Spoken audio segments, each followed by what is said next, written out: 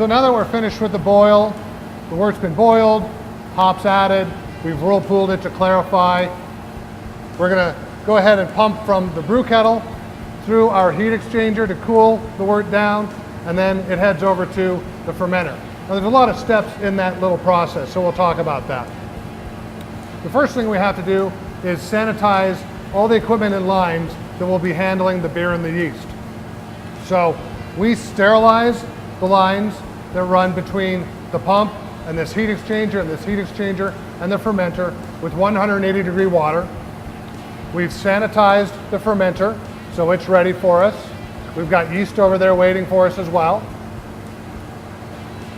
What we will do is we will run the wort through this pump, back through this heat exchanger, through the lines to the fermenter.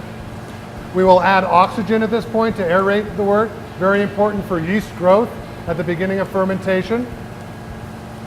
The reason that we cool the wort down is it creates the proper temperature for the yeast. If we pumped in 200-degree wort on top of the yeast, we would kill all the yeast.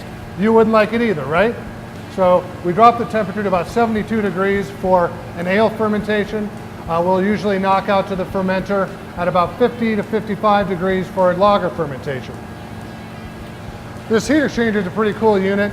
We run refrigerated glycol liquid through there, as well as domestic water, and those cold mediums are what pulls the heat out of the hot wort coming from the brew kettle.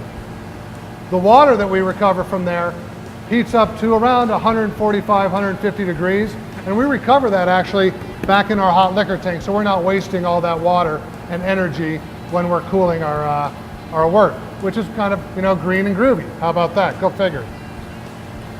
So we'll monitor the temperature here on this little thermometer to make sure we're maintaining our temperature. We will take a sterile sample over here at this little spigot. We'll show you a little demo on that in a bit. And what that does is we take the sample, we put it in a plastic bag, we incubate that for a few days, and if there's any microorganisms living in there, they will start to consume some of the sugars and they'll create some sort of off-gassing, just like what might happen during fermentation. We watch that little bag puff up. If that occurs, we know that we have a non-sterile wort and we might have some problems down the road with our beer. The next step will be talking about the fermentation and introduction of the yeast.